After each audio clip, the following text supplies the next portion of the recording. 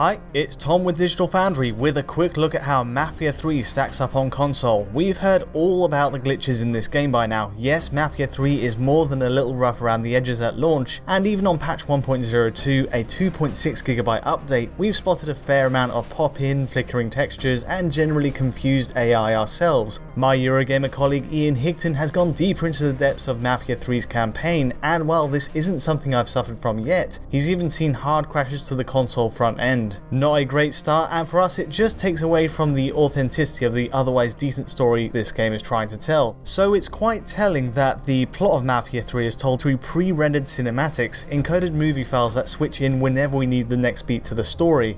In other words, the best looking parts of the game are pre-baked on PS4 and Xbox One and PC as well by brute force of sizable video files. Now these still look great and compression is generally low, and this approach sidesteps any chance of those unwanted glitchy moments creeping into the game's big narrative beats. This is the first time in 4 years and somebody telling me where to go. But it also carries a few drawbacks. For one, it's odd when we have torrential rainfall in one moment during gameplay thanks to the randomized weather, and in the next all characters suddenly appear in perfect sunshine. It's inconsistent, and other open world games like Grand Theft Auto 5 avoid it by simply keeping everything in-engine. But it's not all negative. The lighting engine is a real high point, and parts, at least, of Mafia 3 feel like they're genuinely built with modern machines in mind. There's a subdued beauty to Mafia 3 at its best, and there's an apparent attempt to match the oil-painted concept art that pans across its loading screens. Seeing flashes of sunlight, for example, play across rain-soaked streets is a purely incidental moment where all its effects combine to create something spectacular.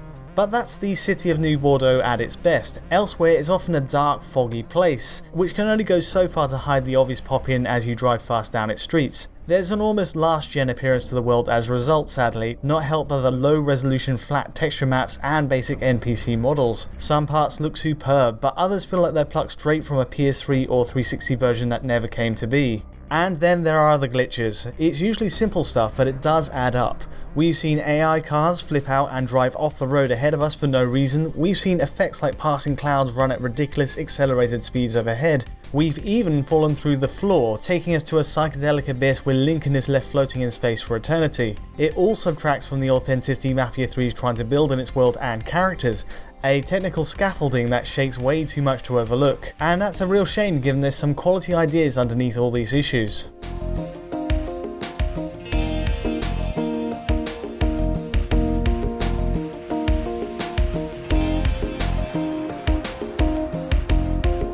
So just as a heads up, we'll be looking at PC performance very soon, but for now let's focus on how PS4 and Xbox One compare. Obviously, given Mafia 3's heavy use of pre-rendered videos, both consoles are identical down to the pixel for those cutscenes. These are the same encodes and run at 1080p either side.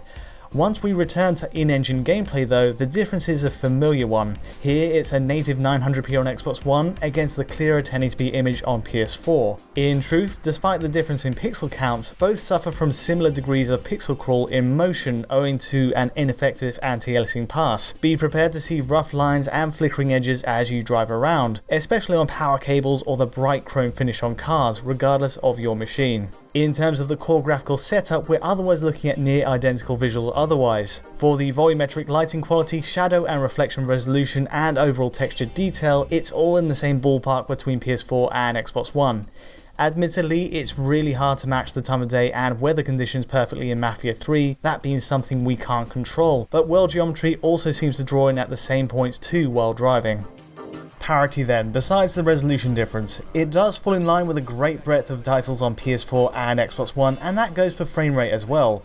In a nutshell, we're getting 30 FPS from either machine, which is mostly stable during story missions. But look at our frame time graph on the left, and this is scuppered by the fact frame pacing is all over the place. If you've played the likes of Bloodborne or Dark Souls 3, you'll have experienced something similar. The 30 FPS cap in Mafia 3 feels worse than either of those games, and frame times bounce erratically between 16 milliseconds and up to around 90 milliseconds, creating an awful sense of stutter. Mix in a few hitches while driving, presumably due to asset streaming, and the results are far from smooth. Worse than that, we've noticed in general play on PS4 that frame rates can dip much lower than Xbox One.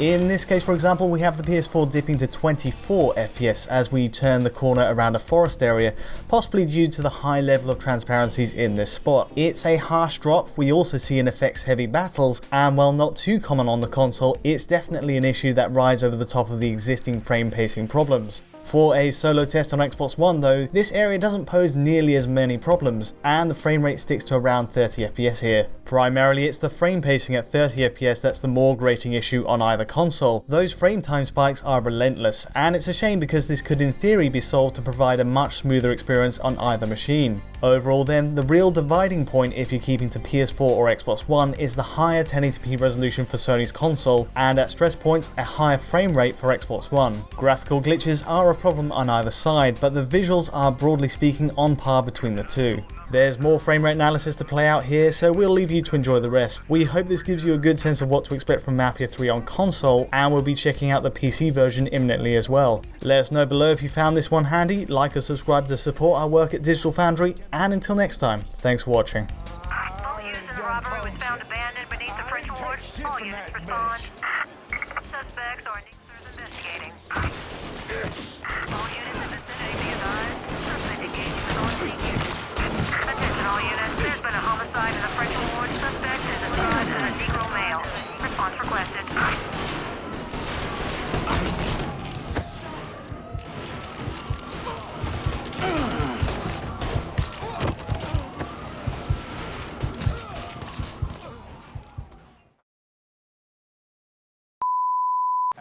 Last thing I need is for anyone finding out I'm in town.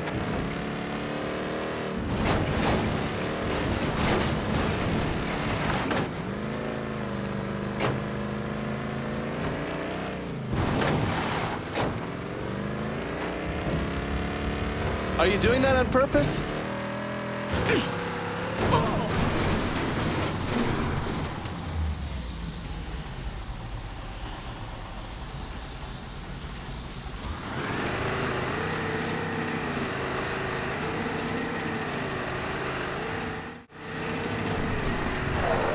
All units, pursuit is called off. Abandon search and return to patrol. Repeat, pursuit is called off. Abandon search and return to patrol.